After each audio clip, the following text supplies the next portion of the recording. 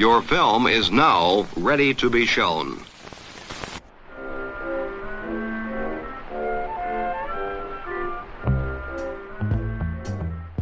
Good morning.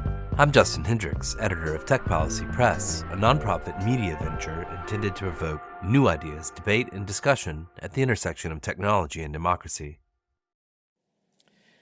Together, let us recite.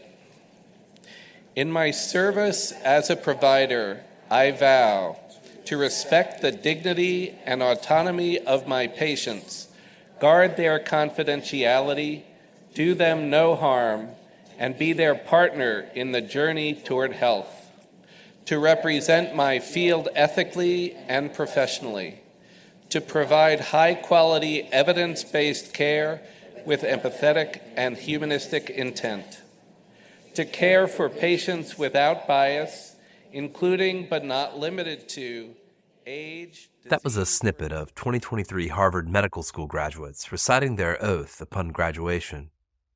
The Hippocratic Oath, named for a Greek physician who lived 2,500 years ago that some call the father of modern medicine, is one of the earliest examples of an expression of professional ethics. It is a symbol of a profession that has built in a number of protections for patient interests, with ethical and legal frameworks and requirements that seek to assure they are maintained. Today's guest thinks there should be a similar professional ethics framework in place for the developers of AI systems, and she's written a substantial paper on the why and the how of her proposal. My name's Chinmayi Sharma, and I'm associate professor at Fordham Law School, and I'm really excited to join the podcast. I am very excited to have you here. While I am talking to you in a virtual way today, I just had the opportunity to see you in person at an excellent symposium that you organized at Fordham. I think talking about it might be a way to describe what you get up to there. Tell a little bit about this event that you pulled together earlier in April. Yeah, we were really excited that you could come. From a meta level, I think of events as opportunities to invite cool people that I fangirl a little bit, to bring them all in one room and then force them to be my friend in the long term. But facetiousness aside, it was an AI event because that's what we do today. We have AI events, but it was at a law school. And so the focus of it was about legal frameworks around AI and specifically on standard setting. So we've talked a lot about what we want AI to accomplish and a lot of the regulation that exists as goals in terms of behavioral outputs or what we want AI to be in like fairness, non-discriminatory, avoid certain like highly sensitive use case applications and things like that. But we don't talk about how does one implement it? Like, how do you measure progress towards that goal? And then how do you get to a place where you're improving progress towards that goal? And then, so this conversation is around who gets to set those standards and how do we go about setting those standards? And I brought together a bunch of legal academics from the US, the EU, and Canada, from a variety of different institutions, from law schools and also from engineering schools. So we had folks from Carnegie Mellon and Paris Telecom and Columbia's engineering school. And so we had a very, I thought, lively discussion between lawyers that said, these are the standards that we should have. And then engineers that were like, the NIST RMF is garbage and there's no substance to it. And so, that was enjoyable. And then Justin, you joined us for what I thought was the most exciting part of the day, which was our tabletop exercise. Not the most exciting part of the day because I was there, but I think because the exercise was so well put together. Well, thank you. Your lively contribution definitely made it better, though. I think you've missed enough your calling as a product engineer. But we did a tabletop exercise because conferences can be boring and, everyone loves games. And it's, jokes aside, the way people learn best is when they're put through simulations. I feel like that's been found consistently across a lot of disciplines. So I thought, why not put all of the people who purportedly care a lot about building responsible AI in the position of being one of these companies that has all of the best intentions of building a very useful product and walking them through a series of decisions that they're going to have to make related to how that product is designed. So for example, do you put the model in a centralized server? Do you have it on the edge? So on the device itself, what are the trade-offs there? And then what are the implications of that decision? So then now something complicated happens and you have to respond to a law enforcement request for data based on your users, how do the earlier decisions related to the product's design impact what your obligations are under the law, how you ethically feel about what you have to do? And so just walking through the general day-to-day set of firestorms that being a company in this space probably is. What was great about it is that everybody had assumed a role. And as you mentioned, I took on the role of an engineer or chief technology officer or something. So I was operating outside of my normal comfort zone, but others were doing the same, including people who had a great deal of experience in some roles, playing the kind of flip side of their role in a trust and safety type position or in a journalistic position or what have you. It was also, there were individuals who were regulators or assigned the role of regulators. So we had the FTC kind of hanging out. We had federal law enforcement sniffing around, all of those things in the process of the exercise. And a lot of interesting kind of points of, I suppose, argument about how to move forward and what's best to do.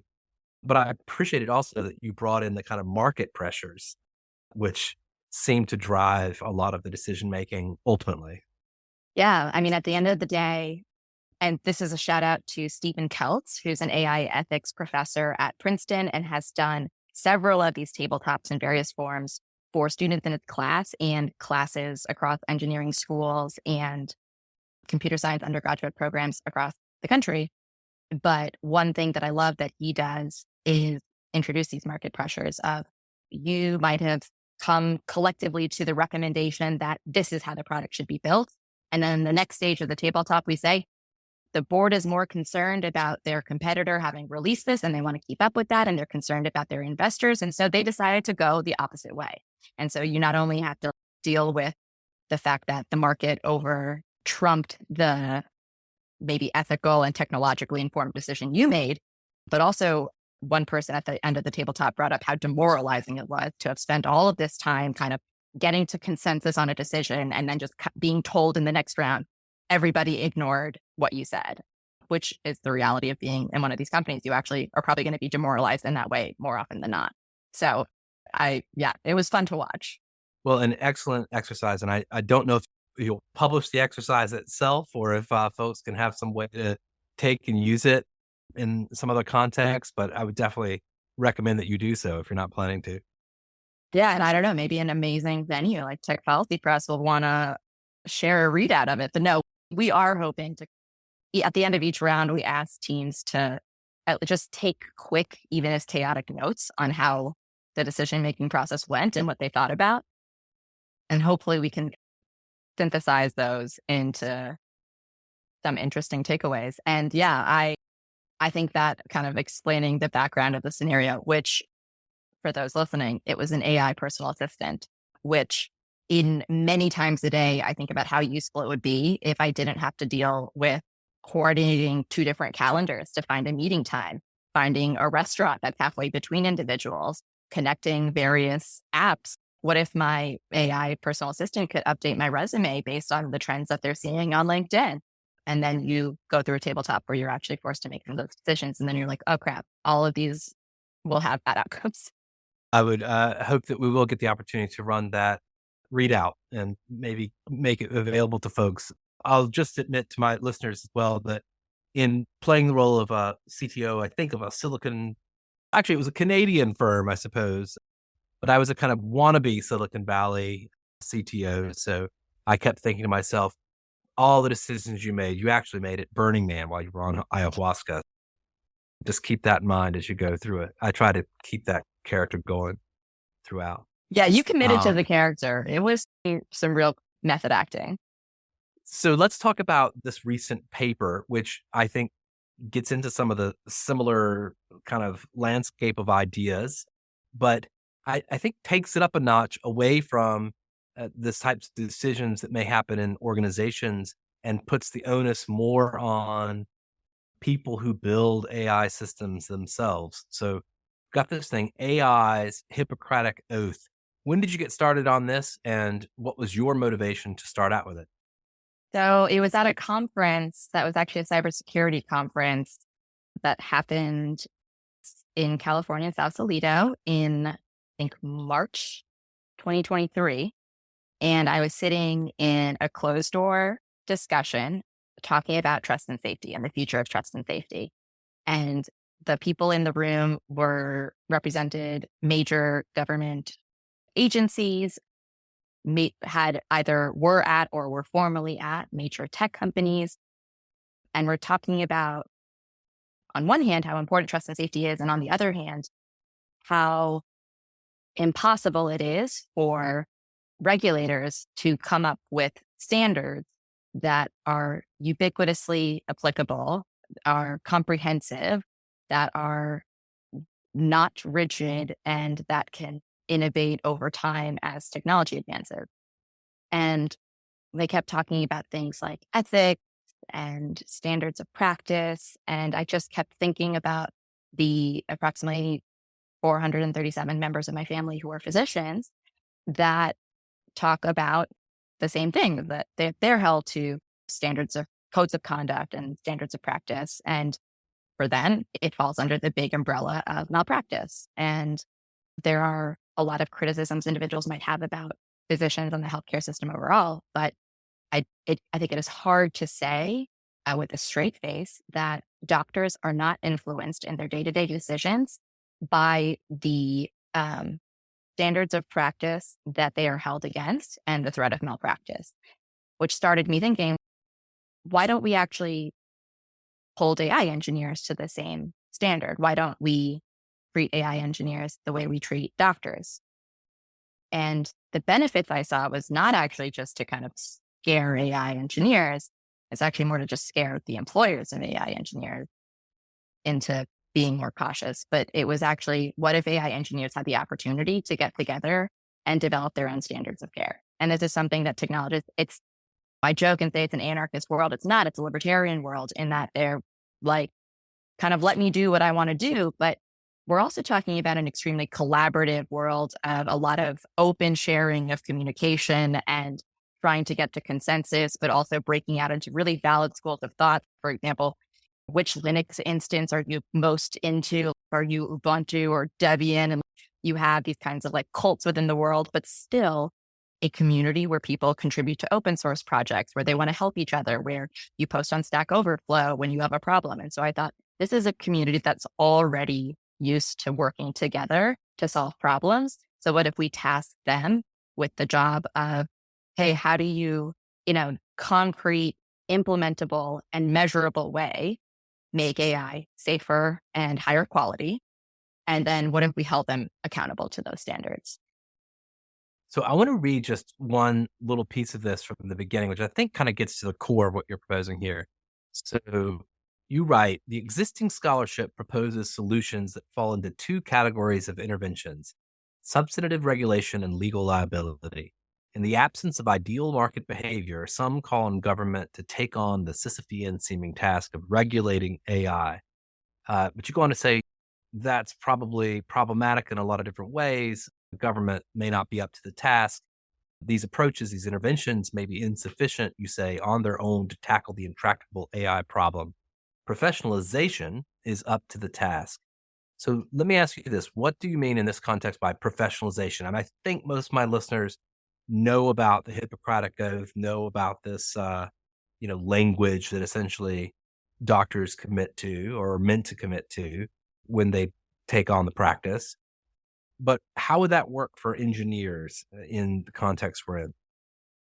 I think that the useful comparison is just every other form of engineer. This actually already exists for civil engineers, electrical engineers, mechanical engineers, biotech, medical engineers. You go through engineering schools. You have a core curriculum of classes that you're supposed to take. You need to pass those classes. Some external professional body decides these are the classes you need to take. And that external body then evaluates for each school. Is each school teaching those classes in a rigorous enough way that we think that that meets our requirements?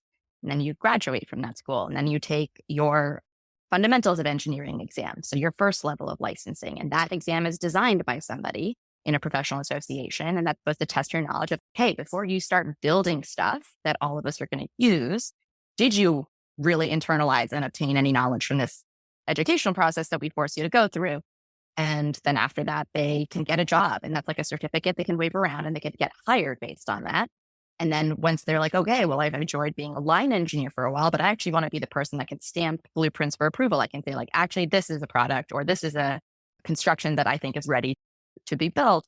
And then you take a different level of licensing exam and then you get past that. And then now all of a sudden you're the person that can stamp blueprints for approval, but then you're also going to be held accountable for that. And as an engineer, sure, you have your company that is supposed to tell you what to do. You have contracts to your direct clients that you have to comply with under contract theory.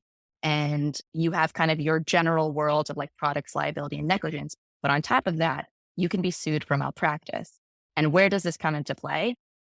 I am somebody that is renting a condo, and the condo was built by a developer. The developer hired the engineering firm.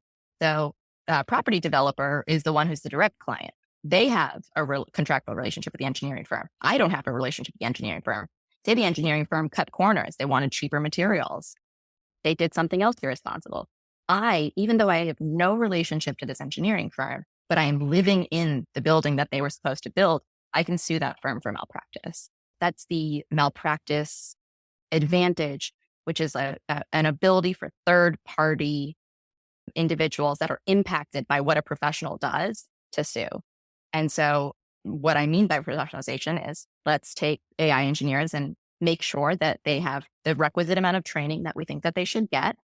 Let's make sure that they actually learned it. They didn't just sleep through classes, and not everyone sleeps through class every now and then, but just not too much, that they didn't learn anything at all.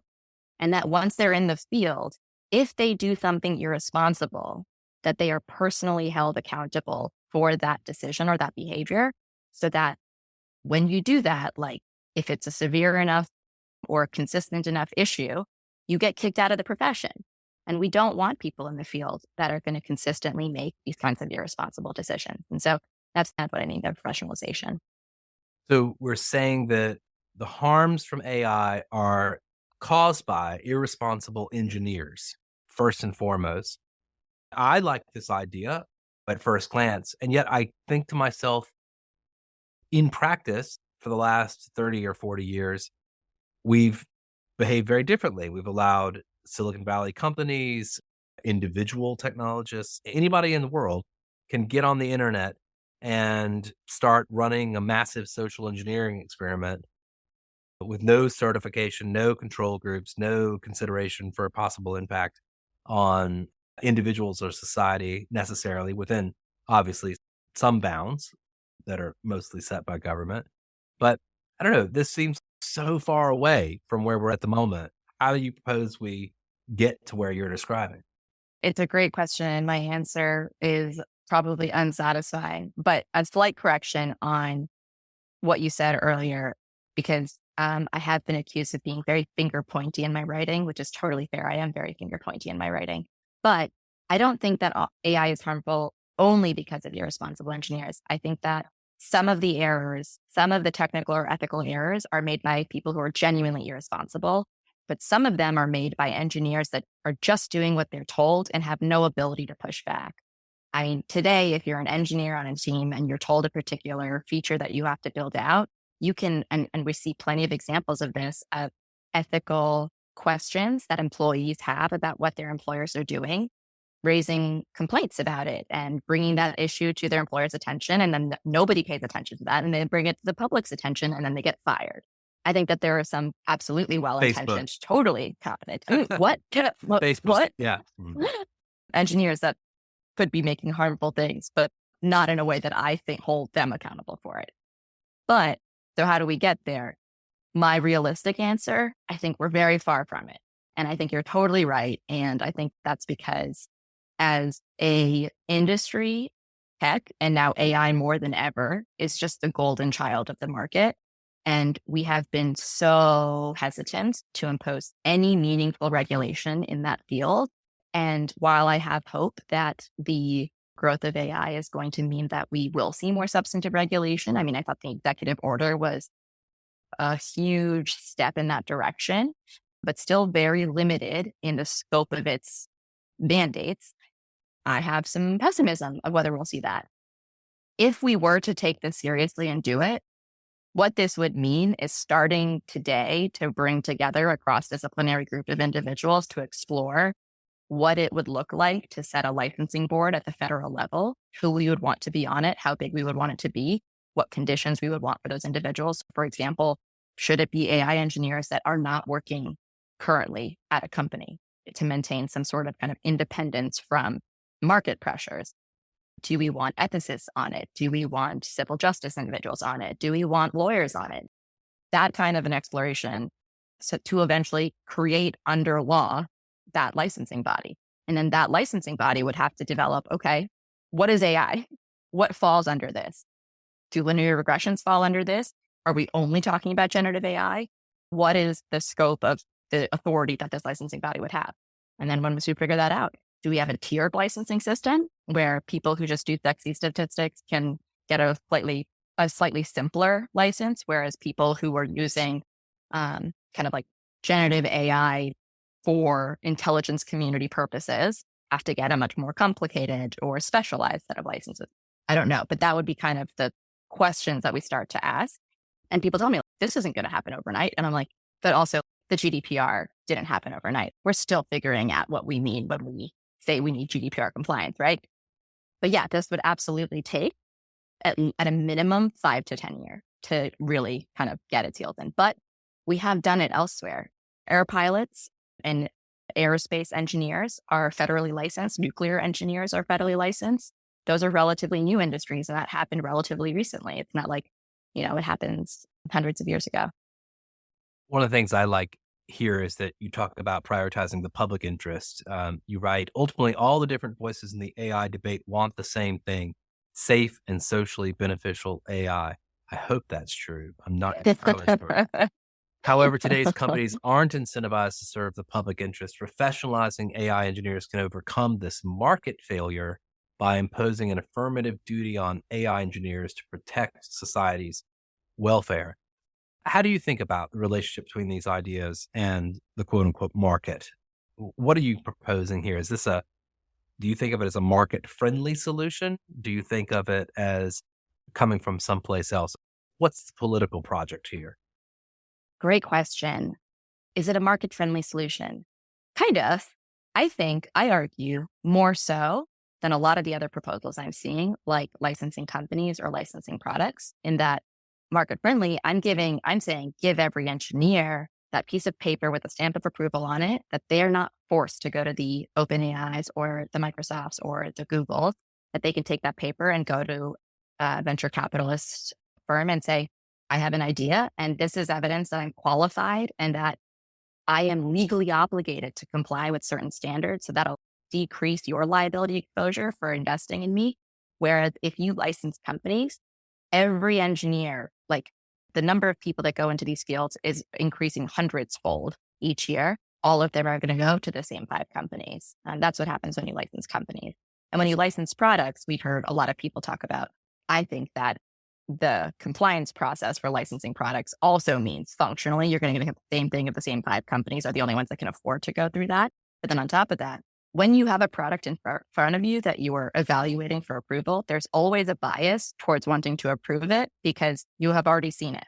And that, like, the fact that it already exists alone means that we might be getting products approved that should never have existed in the first place because we can't imagine the alternative. So anyway, is this market friendly? I think so in that way. Another way I think it's market friendly is I'm saying that let's have the engineers set their own standards. So you avoid the use of substantive regulation to put either extremely onerous and innovation limiting regulations down or just totally missing the mark. I believe that Tim Wu wrote this article a while back about how if we don't pump the brakes on these efforts to regulate, we might end up with not just ineffective regulation, but harmful regulation. I do trust if you take an engineer and you put them in a room with a bunch of other engineers, that they'll come up with a pretty good technical solution for a problem if they're properly incentivized. And then how do I think this addresses the market failure? I think the Clearview AI example that my paper talks about is a perfect one. Facial recognition technology, Google and several other companies had fully developed that and had been sitting on it for years. And the reason they didn't publicly release it is because they were concerned about the massive privacy and ethical harms. They thought it was too dangerous for the public to use. Clearview AI comes along, an individual who does not have any particularly specialized AI experience that took open source tools and openly available research information to build a facial recognition technology that now everyone from Madison Square Garden to law enforcement to the intelligence community are relying on day to day. The minute they released that to the public, Google was like, shrug, like if they're doing it, then that barrier has already been broken. Now, the only thing that we have to think about is our market incentives. So it's like when you've breached that limit, the only thing left to wonder is like, now, do I have profit to gain by also adding a product to the space? And now we see there's a huge growth of the facial recognition marketplace where before, even though it was technically possible, companies themselves imposed an ethical barrier there. And a lot of people would argue that the race you're describing with regard to facial recognition is exactly what we're seeing with generative AI at the moment. A lot of companies that essentially are rushing things to market despite, in many cases, obvious flaws that are causing them lots of reputational damage, at least in the short term. But I guess let me probe this a little bit just to make sure I understand your thinking on it, because what you're describing with the Clearview example is partly what I want to just query a little more about your approach here, which is that to your point about like building standards or civil engineering or maybe even accountants or medical professionals for that matter. If I want to become a doctor, there is a whole process I have to go through, right? I've got to go to medical school and get a degree and eventually get a license from the state in order to operate. If I want to build a condo, I've got to do all kinds of different stuff to get hold of the capital and the land and the permits and the rest of that. But the difference with software engineering is all it needs a laptop and an internet connection. So I don't know. How do you stop bad behavior in the same way in this environment where there are literally almost no barriers to entry apart from perhaps someone can come and sever your connection to the internet? Yeah, no, there are some big implementation questions that I am not going to be narrow-minded and in defense of my proposal that I'm like, no, it's totally easy and it'll be a seamless implementation process. There are going to be some hard questions. I think that today, nothing is stopping me from taking, a chef's knife and some WebMD knowledge and being like, I can totally take your appendix out. I've read a lot about it, but that would be the unauthorized practice of medicine. Now, why does that not happen? To be clear, it does happen. And there's still a big black market of medical services because our healthcare industry is so egregiously expensive. That's a separate issue. That still happens. But the reason it's limited is because there's social norms here and there's the interpersonal relationships of you have to face a client and you have a community set of reputations around a person.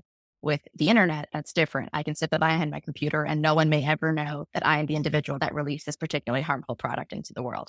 So I agree that is a really challenging issue.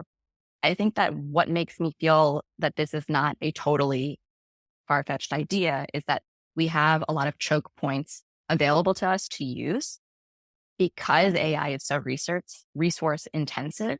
It is actually quite hard to go completely under the radar as the developer of a powerful AI technology. It's like a different question if you take a technology and then you put a GUI on it and release it to the public. What I'm talking about is when you build the core AI product that is then commercially released, you need a large amount of computing resources. That's why we see some federal regulation and international regulation that's suggesting that we would track GPUs so that we know who's buying them up and who's using them for what. That's a choke point. That's an area where we're saying, okay, here's a way this is a proxy for us figuring out who's really active in this space. Another choke point you have is the employers. If you have a really talented individual, they're probably going to go to one of the companies, which is why if you force people to get licensed, companies are going to be entities that want to enforce this themselves because they're going to want to hire people with licenses to minimize their liability exposure. They're probably going to be the ones paying for insurance for those employees. So they don't want to pay out.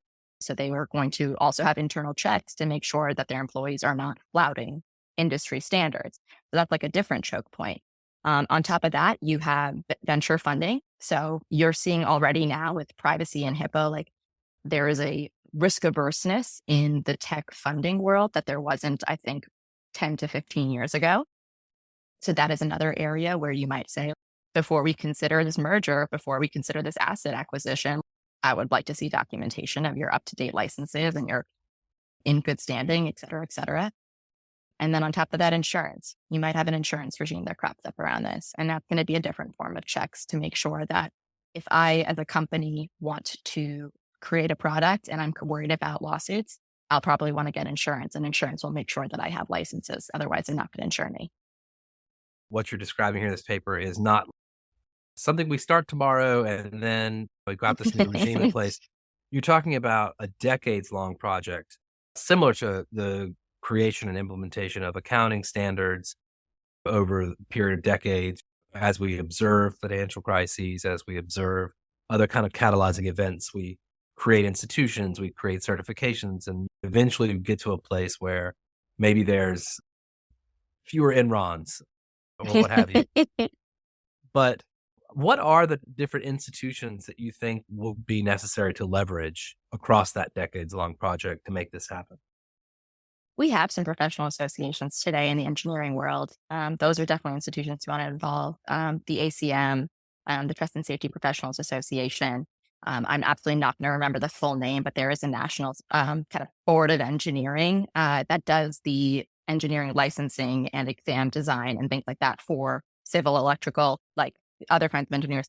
They actually have advocated in the past for having a software engineer license, but the software community shut it down. But they would absolutely be stakeholders you want to involve here.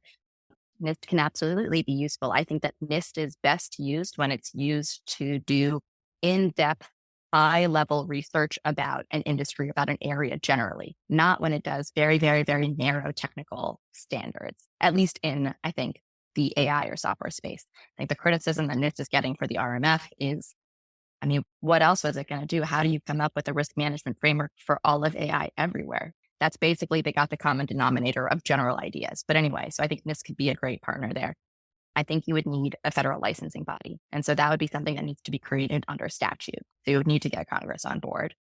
And then beyond that, you would want kind of advisory from right now, like for example, in cybersecurity, CISA has been doing an amazing job with limited resources, and it's getting more. And I'm really glad to see that, of doing information sharing and having kind of your sector specific agencies be in charge of the critical infrastructure protection with the knowledge that they have for their sectors. For example, CISA can't be an expert in nuclear reactors, but it can lean on that agency to say, okay, CISA, we care about critical infrastructure protection and cybersecurity, but you guys have the expertise about nuclear technology. Let's bring this together in a way that can ensure that infrastructure is secured.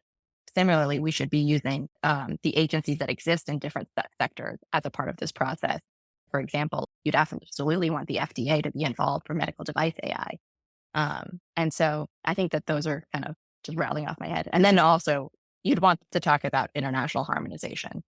The reason kind of medical licenses work is because jurisdictionally, it's clear when one doctor is treating one patient. But for AI, it's a much more complicated international ecosystem. And there is a very difficult question on, so what if we do licensing for AI engineers if the EU, India, the UAE can just build whatever they want without licenses? How do we deal with that? Do we just say, we're going to double down on the era of firewalls and say that no foreign developed AI can be allowed into the country? We're already seeing today a lot of conversation about kicking an entire platform out of a country. That would be unprecedented. I do think those national security dimensions are complicated with this because there seems to be the idea among many leaders, not just industry ones, but obviously ones in government here and elsewhere, that regard AI as the ultimate advantage. If I get to AGI first, then we win. Our hegemony will be secured through the remainder of the century, et cetera. And that's almost trumps the public interest. It's almost like if a few folks get hurt because of biased algorithms along the way, that was all right because we beat the Chinese. And that almost seems to be the kind of mentality that you hear coming out of the mouths of certain people in this country, including ones who serve in the U.S. Senate. 100%. I was jokingly called by classmates in law school a deep state sympathist because I like cybersecurity and national security overlap quite a bit. And I don't know that I deserve that name, but I do think that individuals who spend every day fielding information about threats against the country's security are obviously going to be scared in the middle of the night about existential doom and be less concerned about something like the privacy of my online photos of dogs and cats. I think that bias is always going to exist. And I don't need to discount that because we don't have the information about the threats against our national security. That being said, this is the year that like Oppenheimer came out. I think that there, how many times do we go through the story of if we can only do X, we'll finally be the leader, the undisputed leader, and then everything will be resolved because we, the good guys, will have control over this technology and everything will be fine. It's never worked in the past. There's countless both fiction and nonfiction books that talk about the use and advancements of science to gain geopolitical power and how bad that goes because geopolitical power is naturally inflammatory. Like you get it, and there's no bigger incentive for a competitor to get it than being crap. We got to catch up and then pass these guys. So I don't know that getting to AGI first is the thing that resolves the national security concerns. But I also don't think there's going to be any way to convince the government that's not the way to address the national security concerns. It's just, it feels like you're watching the train wreck happen and there's nothing you can do about it. Perhaps we'll come back to that difficult question another time, but I do want to ask you another question about your proposal here, which you do point out this idea that there are risks to professionalization. You kind of can create a scenario where certain ideas or certain methods or certain maybe approaches might get pushed out because the professional class regard them as anathema to their assumed knowledge in the space. And I think we've seen that in medicine, right? We've seen it with various alternative medicine approaches or like traditional medicine approaches, which do have Homeopathic, efficacy. yeah. Yeah, but they're pushed out entirely. And I'm not, please, my listeners, don't think that I'm necessarily in all cases siding with the folks who are selling you supplements or what have you. But, there are clearly ideas that they've come from older cultures that we've discarded because they're not scientific enough or what have you. How do we avoid that in this or some corollary to that? This. No, I love that question. As an Indian American immigrant, I grew up with my mom forcing me all throughout the winter to drink turmeric milk and hating it with every fiber of my being. And then now people pay $8.50 for golden lattes because now we have, in Western society, just gotten smart to the fact that turmeric is really healthy for you, where Indians have forced their kids to drink it for like thousands of years. But yes, I think there's the great New York Times article that came out earlier this year about how maternal mortality in childbirth skyrocketed. And the reason this happened is in part because the medical community pushed midwives out. And because midwives were pushed out of the process of childbirth, the medical community did not care about maternal health in the same way. The mom did not have an advocate there in the room that was only there for her being and to facilitate the childbirth process. That kind of generational knowledge that gets passed down in the tradition of midwiving was lost. And so I think that is the hubris of professionalism that's really dangerous. And that costs lots of lives. It's really bad. So you're like, okay, how could you possibly be on board with professionalization then? I think it's because I optimistically think you can learn from lessons of the past and redesign a professionalization regime that accounts for that. I think part of why that you're seeing a lot of harmful to patients and anti-competitive practices in the medical industry is because state licensing boards are, in many cases, just functionally cartel. And there's been a lot of really great legal scholarship being written about this, where the best to do in their fields get appointed by the state to these licensing boards. In the classic case of if you have money and you donate to politicians enough, then naturally you're going to get appointed to powerful positions. Then you get into these licensing boards. And if you're in charge of setting the standard of care, it most benefits you to set a lower standard of care, because then you're going to be liable for less as somebody who is still in the field. People on these licensing boards, they're still actively practicing medicine. So they're making rules that are going to bind them. So you obviously know that there's a conflict of interest there. It's also like an old boys club, maybe not in the same way that we always used to think of, but that's the protectionism of I want to take care of my own exists. And so then you have people that refuse to testify in court against their colleagues. We call it the conspiracy of silence. Theoretically, these boards are also supposed to have lay people on them, aka not professionals. And by statute, they're required to have them. But basically, those aren't appointed with any real intentionality. It's just like, somebody's grandpa is appointed to this board, never shows up for anything, doesn't really even have voting power. So obviously that's not doing anything. But what if instead there wasn't a vast majority of actively practicing AI engineers on the board? What if you also had some of the individuals that are like the largest opponents of AI also sitting on these boards, and there needs to be consensus found between these parties? And so you truly have that kind of cross-disciplinary approach. Like maybe at that point, you have enough of the public stake as a part of the conversation that you keep in check the hubris and massive blind spots of just one industry. Like any one industry is going to have hubris and massive blind spots, which is why I think every single policy proposal will have cross-disciplinary and multi-stakeholder at some part of the document or press release about it. But it's true. Those are really important.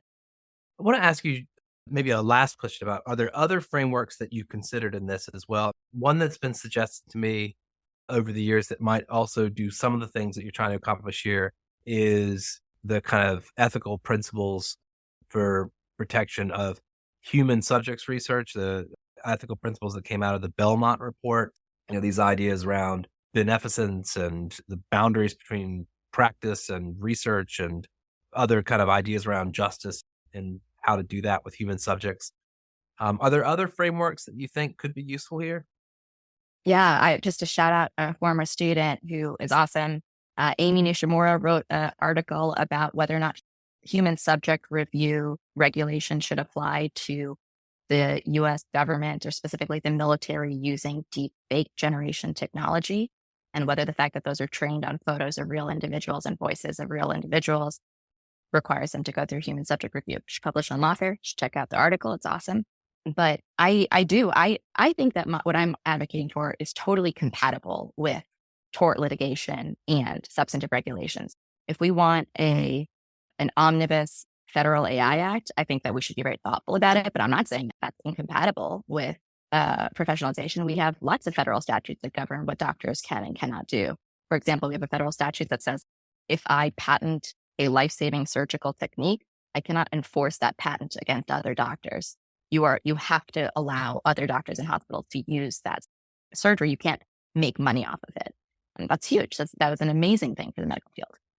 But two things that, one, AI Now as an organization has put out great work on this, and I think that they continue to do work on this. I think labor is an entire world of frameworks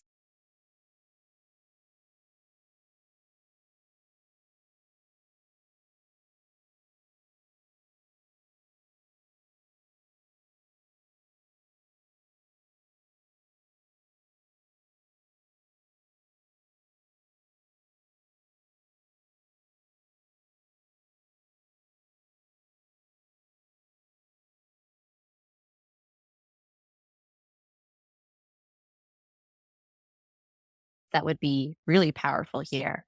I talk about professionalization as a way to empower engineers. But what if you unionize them? What if you gave them collective bargaining rights? What if you gave them the ability to have a real seat at the decision-making table, and we're not totally held to the whims of executives that are more beholden to their investors than they are to the public interest?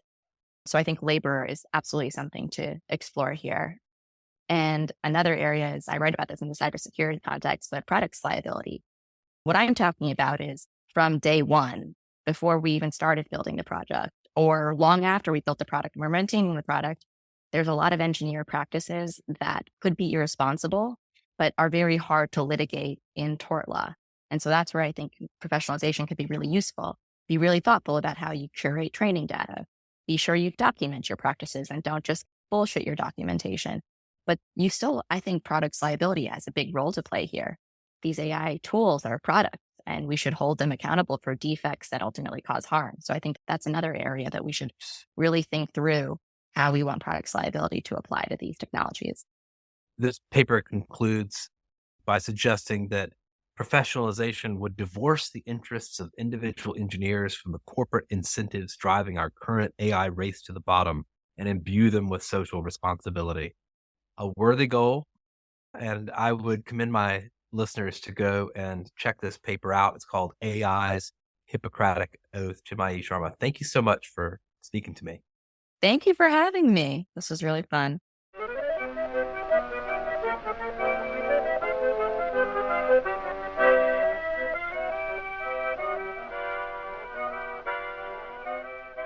That's it for this episode. I hope you'll send your feedback. You can write to me at justin@techpolicy.press. Thanks to my guest, thanks to my co-founder Brian Jones, and thank you for listening.